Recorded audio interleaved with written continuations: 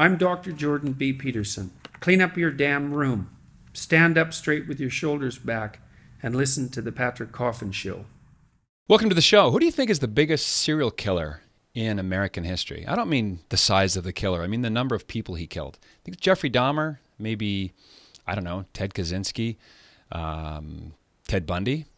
Well, the correct answer is Kermit Gosnell, a Philadelphia abortionist whose life is a movie and a book. And today we're going to talk with the writer of that adaptation. The film is called Gosnell, and we're going to drill deep into how the story came to be, all the obstacles that it's overcome, and speak with Andrew Klavan, the writer of that film, right here on The Patrick Coffin Show. Don't go away.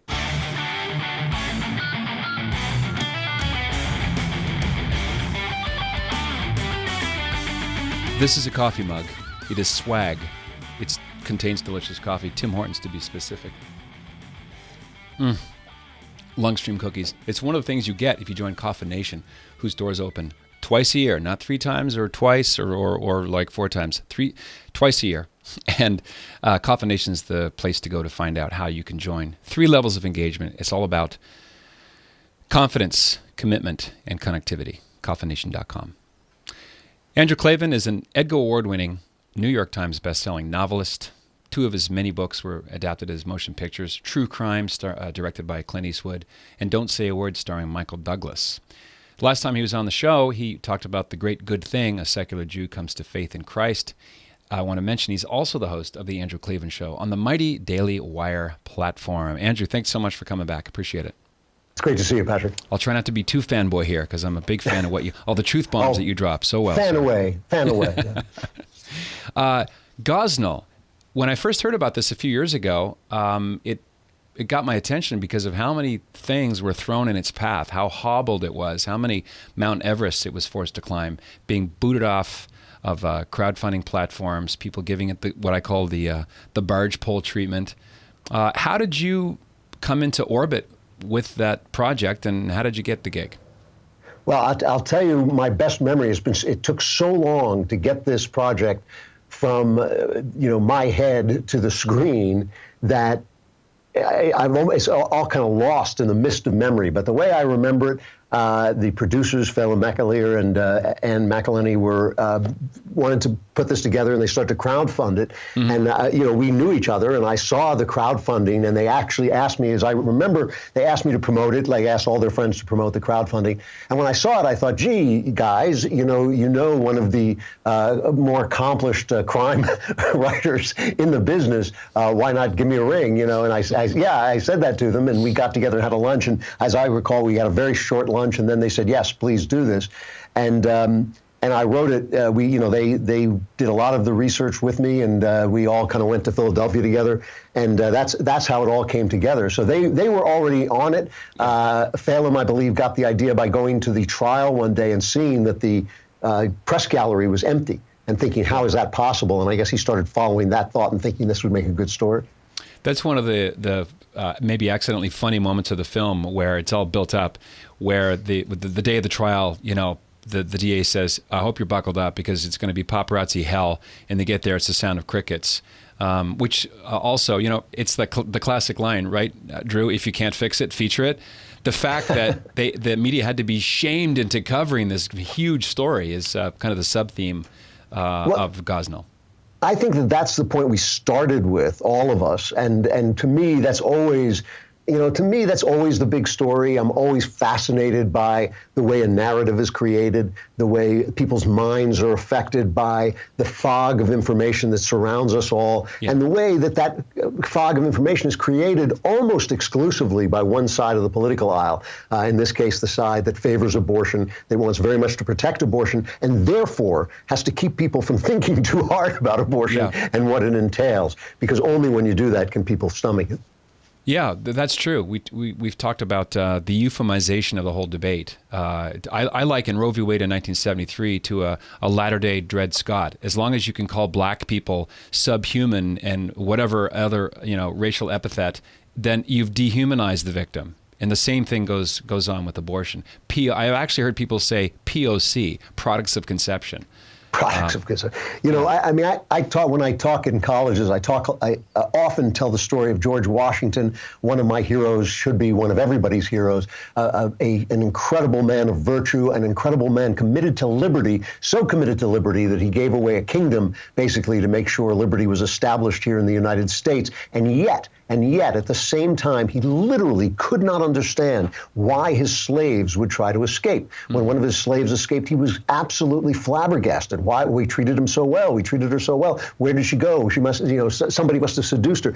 He couldn't understand. And that is the power of narrative. He grew up in a narrative in which slavery was somehow acceptable, somehow morally acceptable. It took him his whole life, although he figure it out finally, it took him his whole life to figure out, no, it's obviously not acceptable. This is not something, everybody wants liberty, everybody wants to be free. That's the power of narrative, and that's the power I feel that we are, with abortion, that we're wrapped in today. The statistics are something like between 40 and 60 million abortions are performed worldwide every year. Yeah. That should be, crisis level, excitement. We should be feeling the urgency of that, but we don't feel it. None of us feels it. I'm sitting here chatting with you. Yeah. You're sitting here chatting with me. We don't feel the urgency because the narrative has somehow enwrapped us and convinced us that is not what it is, in fact. Could you say that in addition to that, the fact that the numbers are so massive, this is where the phrase mind-boggling comes from, right? You can't take it all in, therefore it becomes banal. You can't. You end up, moving the furniture and adjusting the picture frames, because how do you confront multiple tsunamis of evil like that? That's right, and of course also there's the fact that the only people who can tell their stories are the mothers, and some of their stories are tragic. We always, whenever there's a debate about this in politics, the left-wing press, which is almost all the press, says to the politician who's against abortion, well, do you support abortion in the case of incest or rape? That's supposed to be the tough question. Yeah. They never ask the other candidate, do you support abortion in the case where it's a girl and the parent wants a boy, or it's a Capricorn and the parent wants a Leo? They never ask that question. Right. That's another hard question. But the thing is, incest and rape are horrible things, and to have incest committed upon you or rape committed on you and find yourself pregnant is a tragic horror. I mean, it's a horror show. We can all imagine it. But the reason we can all imagine it is because you're still here to tell the story. Yeah. The child who is aborted is not here to say, hey, I would have found a cure for cancer. I would have raised 3 beautiful children. I would have been an opera singer. I would have felt love. I would have felt, joy. Yeah. And you've taken all that away. They're not there to tell that story. Yeah. And so all of us are sort of tasked with telling that story for them. Or I would have been a Walmart greeter. And with Down syndrome, or I would have been alive. I would have had a life. I would have been here. That's the main thing. I had the unmerited privilege of interviewing Dr. Bernard Nathanson. I think I was the last interview that he did before he died in 2009. If the name's not familiar, he was the co-founder of NARAL, the National Abortion Action Rights League. And he became famous in the 70s because while still an atheist, he had a Jewish background and wasn't a believer in anything. He became pro-life while still an atheist, and he slowly tracked into evangelical Protestantism. And in 1995, he became a Catholic in New York City. And he wrote a beautiful book about his experience called The Hand of God. And he told me, we just made things up. Like the image of the thousands of back alley abortions involving coat hangers, they just made that up. Mm-hmm. But that becomes the icon of the other side. It's they throw it in our face and say, you want to go back to this?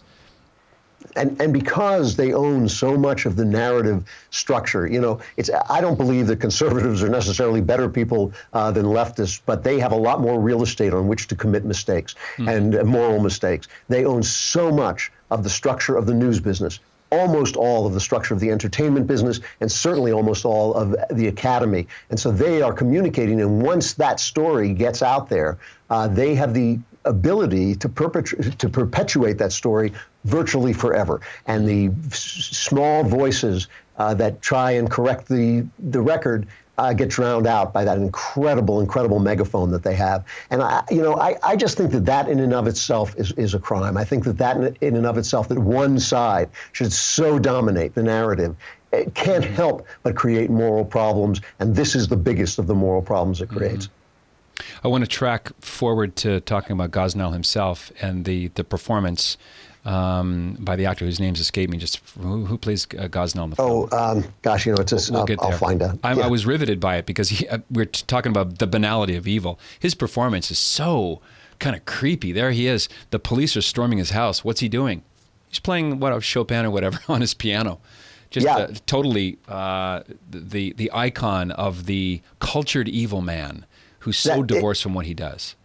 That a lot of that came from an interview with the police that a chat with the police that I had. James Wood was the big detective. He's played by Dean Cain. Yep. In the film, Earl Billings is the terrific actor. Exactly. Earl Billings is a Billings, terrific actor who plays Kermit Gosnell, and he does a spectacular job. Dean does a great job. Alfonso Rachel is in it, and he's wonderful. And Nick Searcy directed, and he also turns in a great performance. But a lot of this stuff came from talking to the cops, who, of course, were just, they were just staring in awe that this guy would be playing the piano as they searched his house, or feeding his turtles as they went through this abortion clinic, which was a hellhole. I mean, it was not like Law and Order, where everything looked great, but behind the scenes it was awful. It was filthy. It was filled with cats. It was filled with dirt. There were body parts being held in jars, and it was a horror house, a house of horrors.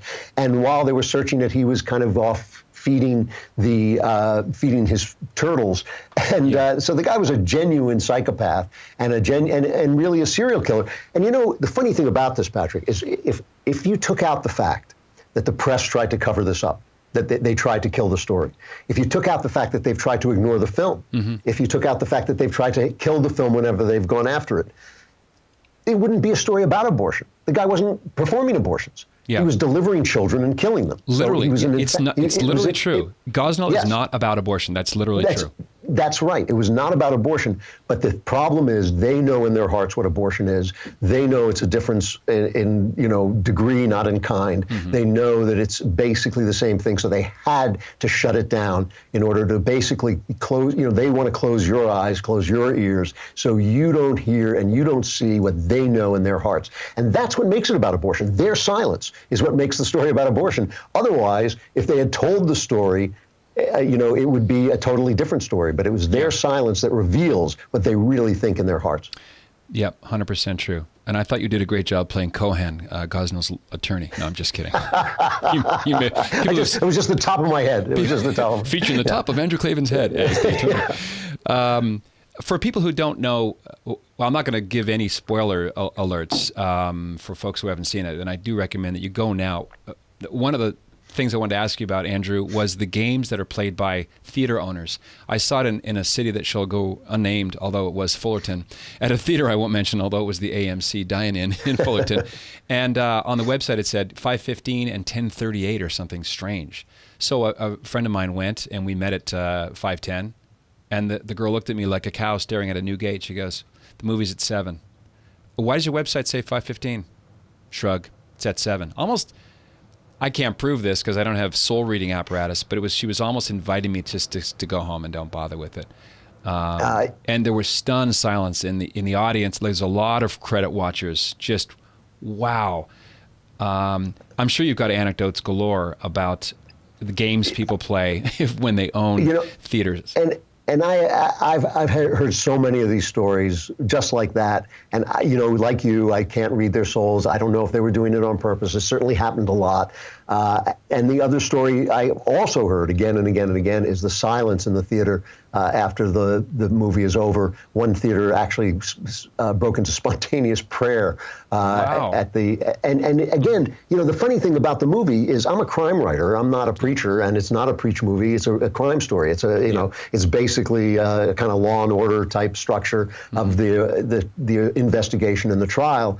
And that's all it is. It is not there's not a diatribe on abortion at all. It's just this story. And it really is amazing the effect it seems to have on people. A number of people have said that it's actually changed their mind about abortion.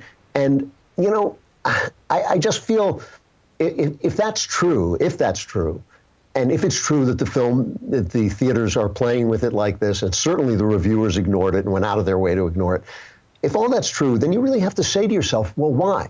Why? If you feel that this story of a child killer speaks into your heart's conception of abortion, shouldn't you change your mind? Shouldn't Yeah. you review your options? Why is this such a sacred ritual, a sacred rite on the left? It's simply hard to understand. And yet there are people who are lifted up by other people like Peter Singer, the bioethicist at Princeton. He teaches at Princeton. Yep. He's a leading bioethicist who believes in infanticide. And he says, the only thing keeping us from infanticide is the Christian religion. That's the only thing that's stopping us from doing it. Plenty of people do it. Plenty of people think, he's not talking about just killing any child. He's talking about killing sick children, suffering children. Yeah. And he'll say plenty of people think this is the right thing to do. And, my reaction to that is that's exactly what the Marquis de Sade said about rape and murder. Plenty of people like it, and only the Christian religion stops us from doing it. So why shouldn't we do it? Yeah, de Sade's the patron saint of that whole movement. Yeah, so why, if this is in your heart, and if this guilt is in your heart, and if this need for silence is in your heart, why not examine that? I did. I was for abortion. It's now, I can't even count how many decades ago it was, but I stayed up one night with a Catholic friend, a good pal of mine to this day. We have been friends for life, basically, and we drank beer and we had an argument about it. And it was a passionate argument, but we're good friends, and it was a friendly argument. And I went to bed that night about 2, 3 in the morning. I went to bed that night and I thought to myself, I lost that argument. And Patrick, I'll be honest with you, I don't lose a lot of arguments. I don't lose a lot of arguments because I know why I think what I think, right? Yeah. And I went to bed and I thought I lost that argument. It took over a decade for that loss to work on my mind and heart. Mm-hmm. But I examined it. I thought, well, why did you lose the argument? Why did that happen? And because I'm a natural libertarian. And when I say that, I mean by nature, I don't care what people do. I'm happy, I really don't. I don't care what kind of love you have. I don't care how you live your lives. It's not my business. I feel that way deep into my heart. I do not want to make women's lives more miserable. But I cannot convince myself that baby's not a person.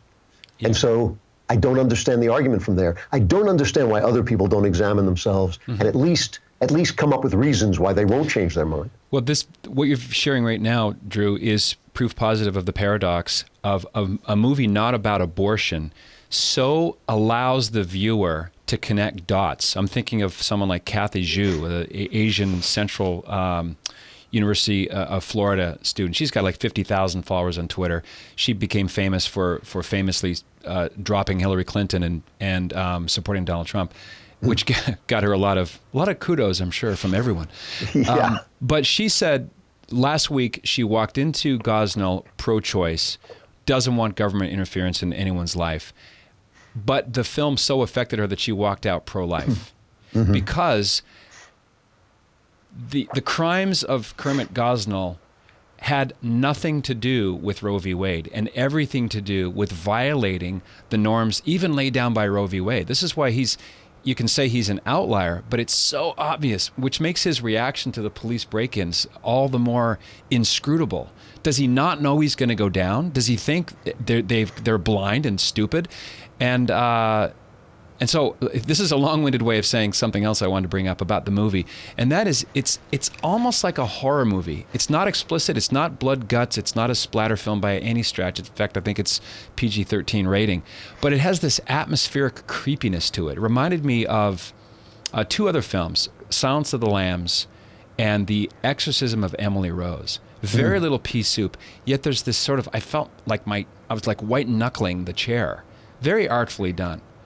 So kudos for that. Well, we all did start with this idea that, we've got a very, very difficult subject. Who wants, movies are something people do in their spare time. It's their entertainment. It's their Saturday night. It's their date. Who wants to go to a movie and watch, babies be killed? So we didn't want to show that. We were aware of the wonderful, wonderful movie, The Stoning of Soraya M., which really struggled at the box office because who wants to go on date night to see The Stoning of Soraya M? Yeah, they're not going to make it into a musical, right? That's exactly. So we knew we were dealing with a very difficult subject, and that is why we basically treated it as a crime story. That's why I thought I was a good screenwriter to bring on, because this way it's all about the cops. It's all about the investigation. It's all about the trial, the prosecutor, what she goes through. And really, it's a great story. I mean, as I sat and listened to the police describe how we talked to the local police and the federal police and all these people, and how the investigation, basically they pulled, I don't want to give too much of it away because it's so fascinating, you want to see it unfold in the movie, but basically they pulled a loose string on a suit, and the suit unraveled, and they thought, oh my goodness, we're looking at something totally other than what we thought we were looking at. And that's just a great story. That's a great crime story. That is the way, I've always loved these stories about the detective. And they're actually, this scene actually happened in this case, and yet I've written this scene in fictional stories a million times. The scene where the guy just says, that doesn't add up. Let me just pull back one more layer, like a Columbo moment. Columbo thing, I just have one more question, and cops really do that, and it's wonderful to behold, Well, it's a perfect storm for you, given your background, that you came from a pro-choice, pretty strict libertarian background. You had this sort of moral conversion slowly. I mean, this is obviously the grace of God working on in your life, but also your chops as a writer. And also, it's not, you can write a novel, but 110 to 120 page document called a screenplay, as an aspiring one myself, that is a very different animal. How did you collate all of that data, all the trial transcripts and the timeline? How did you compress it? You must have let go of so many beloved scenes you just wanted to have in, but you can't. Yeah, I mean, it's funny. When I all I ever wanted to do was write novels. I'm a novelist, first and foremost. But at some point along the line, Hollywood noticed that I was telling the kinds of stories that do make good movies, and they started to hire me to do scripts, and it was fun and it was lucrative, and so I got into that as well. When I first started doing it, I wrote I adapted a novel, a brilliant novel by Simon Brett called Shock to the System, and it was a murder story, and I approached it like a novelist. So I did these huge outlines, and I did these character studies, which I do when I write novels. This is where this guy came from and all this stuff. And I remember the first day of rushes, which is the rough cut when you just see what they're filming. Yeah. Michael Caine was hired to play the lead, and he walked into the shot, and I'm sitting there in the dark room, and I thought, oh, wait. I didn't have to do that. It's Michael Caine. Michael Caine will create the character for me, and that's going to be his character. All awesome. I have to do is write a character that makes sense. So, I have adapted things before. I've adapted my own work before, and you have to be brutal. You're absolutely right. You have to leave all this stuff out. The great cartoonist, political cartoonist, Michael Ramirez, Pulitzer Prize-winning cartoonist, heard I was doing this, and he sent me a cartoon he had done of it at the time of the babies, Gosnell's victims, in Auschwitz outfits, basically babies in Auschwitz looking through a fence. And I ran off a copy of it and hung it above my desk. Perfect. So to feel and I did every day, felt the weight of those children on my shoulders, basically thinking, you better do a good job here, pal. This is one story where you just want to really deliver. So I was very, very awake and alert through the whole thing. And, you cut relentlessly on the one hand, but on the other hand, the thing about film is that the structure is so tight. The structure has so little room to maneuver in it that it kind of tells the story for you in many ways. And so I did all the screenwriter things. I had the cork board behind me with the tape on it. You make columns and you put index cards up and you move the index cards around and did all that stuff very assiduously and always remembering what I was writing about. And so, it's a lot of stuff that you throw over, but in the end, you hopefully end up with the best stuff. A lot of cats saved. See, there's a lot of cats saved. Gosnell Snyder reference there. See what I did?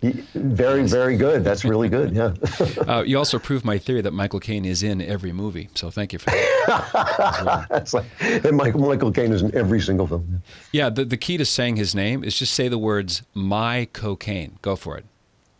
My cocaine. Michael Caine. I'm Michael Caine. You sound like you're saying his name. Because America's gone crazy a little bit around the edges in the Latinos department, did you or the filmmakers get threatened by the Gosnell family estate? Anyone come after you for defamation, blah, blah? I never did, but screenwriters kind of protected. So if there was, it would have happened up the line. Screenwriters have this very strange, people don't understand the very bizarre relationship that screenwriters have to movies. You write the film, and then you hand in the script, and they pay you the money, and then you're gone. you're gone. And so they can rewrite it, they can, add stuff, take stuff away. You don't even know when the movie comes out if it's going to be anything like what you imagined it to be. Mm-hmm. So at that point, nobody ever threatened me with a lawsuit. They did make some noise about it. I believe the doctor's such a kook that he made some noise about it, I believe, but I don't think they were ever under serious threat. I don't believe. Mm-hmm. Why is Gosnell different from any story you have put on the screen? Well, first of all, most of the stuff I make up. Most of my stories are fictional stories, so I don't really tell a lot of true stories.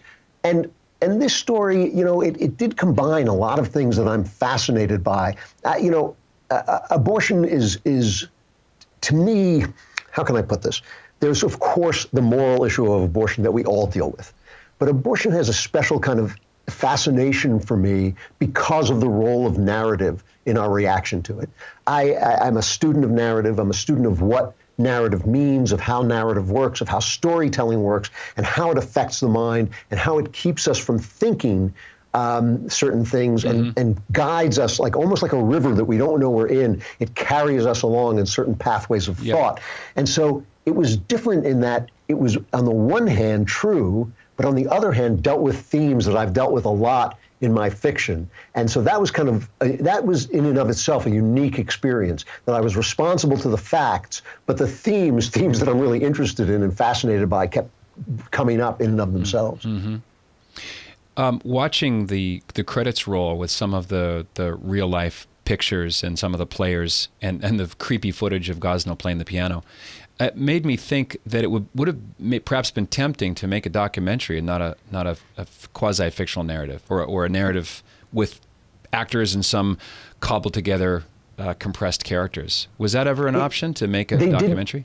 They had already made a documentary, and I think the idea here was to reach a wider audience, tell the story, that it was a good story in and of itself. There is a documentary about it. I think it's just the address of the clinic. But anyway, I think the idea was, to reach a wider audience. This is the thing that most people on the right don't understand, that most conservatives don't understand.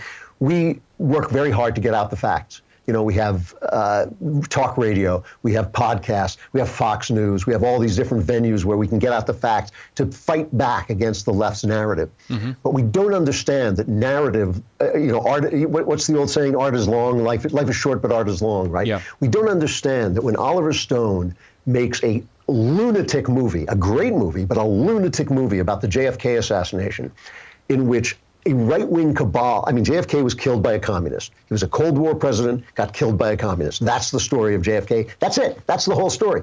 The entire conspiracy was created because the left hated for communism to be shown in a bad light and couldn't accept the truth. Yeah. That ultimately came out in Oliver Stone's movie JFK, that tells this story of a right-wing conspiracy to kill the president, which is nuts, okay? Great movie, but nuts. That movie is on at 3 o'clock in the morning, at 2 o'clock in the morning, at 11 o'clock at night, and college students smoking dope watch that film, and college students studying film watch that film, and that becomes the way that story is remembered. That becomes the story. And we on the left don't understand that. We think if we get the facts out today and we win the election in Congressional District 432 in Delaware, that's a triumph. We don't understand if they make the movie and change the story and lie, that becomes the story. And so this is much more important to me than a documentary. Yeah, you said me on the left. I think it meant, at the last there, you meant we on the right.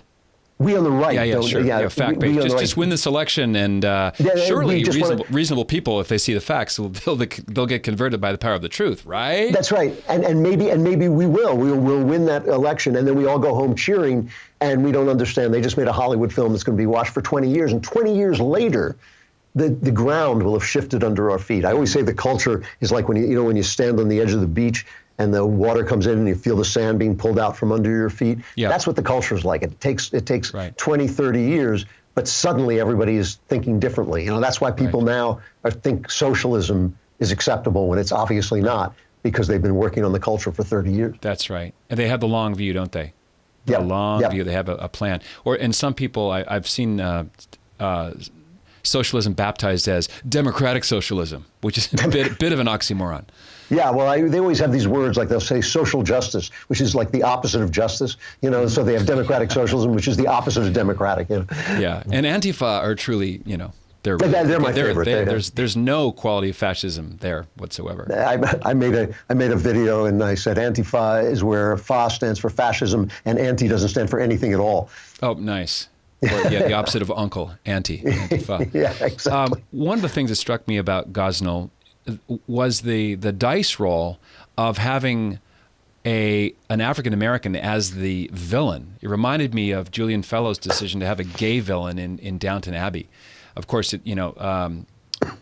Zoe is there.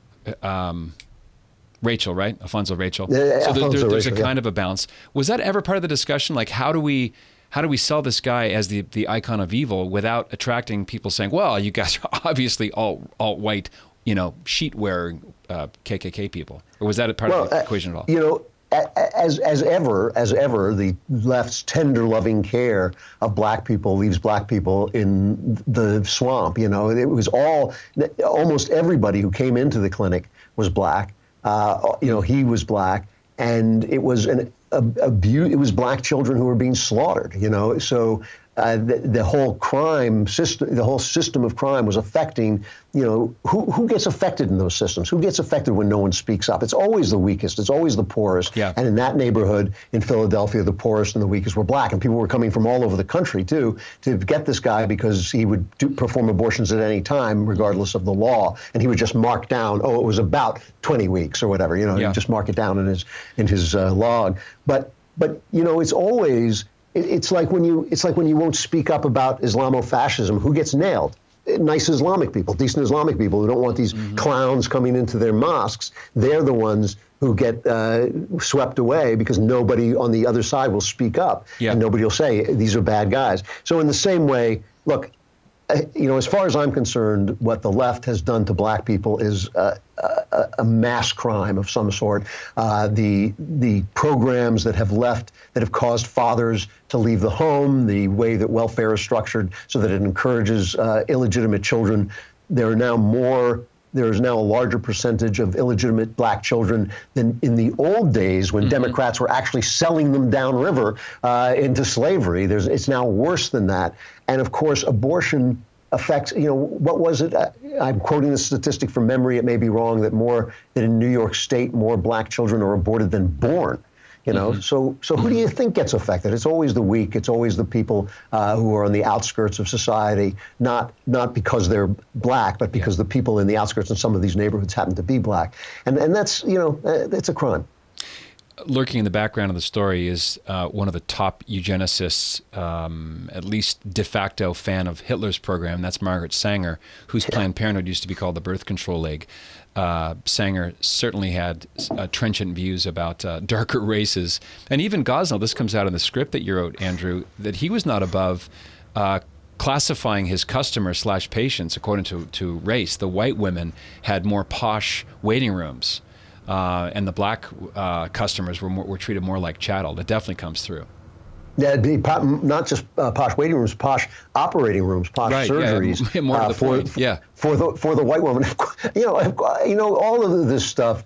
When you see it, you think, of course, because it's all shrouded in this identity politics verbiage that hides the fact that it is stomping on the same thing that a white person wants, to be free, to be independent, to be self-reliant, to be left alone, is what black people should want, of course. But if you say to them over and over again, you're a poor victim, you must depend on the government, you must depend on us, we will show you the way.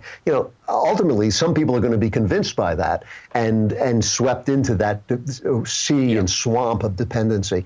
So of course, Gosnell was a bigot. Of course he was. And the kind of joke in the film was that the detective, who was a Catholic, got dinged a couple of times that he was oppressing Gosnell because of his Catholicism, which was hilarious. Morbidly hilarious.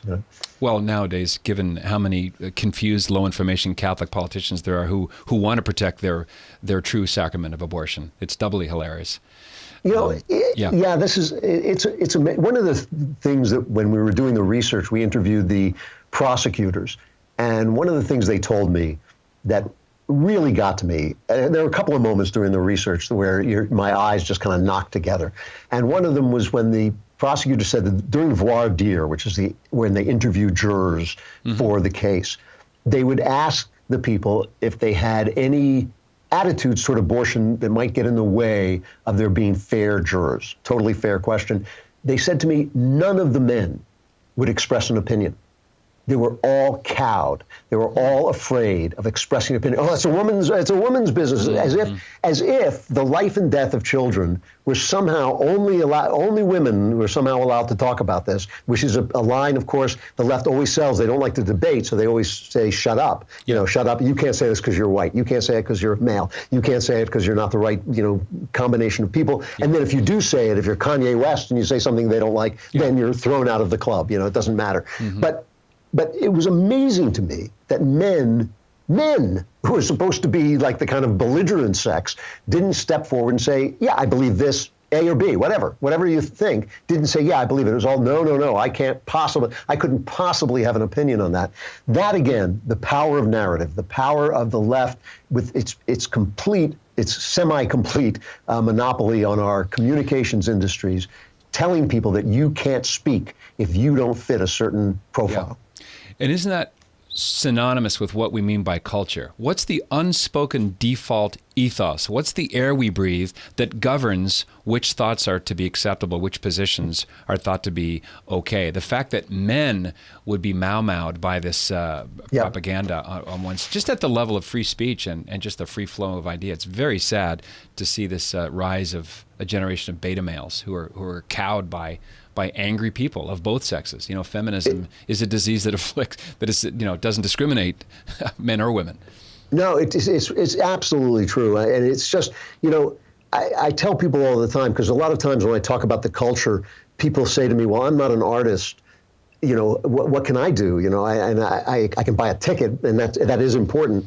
But what can I do? And I always tell them the culture is the way we live. It's not just the art we make, it's the way we live. And if you live in a certain way, then it's contagious. It is contagious. If you speak your mind, it's contagious. If you are not cowed, it's contagious. If you don't leave your wife and don't cheat on your spouse and stay with your kids, that's contagious. If you say this, because people know the right when they see it. They know what's right when they see it. And so if you live that way, each one of us is carrying like a little shard of the culture in our two hands.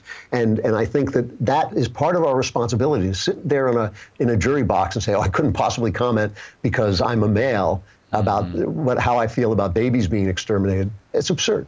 That's like saying men can't be good OBGYNs because they can never give birth. I mean, give me a break. Yeah.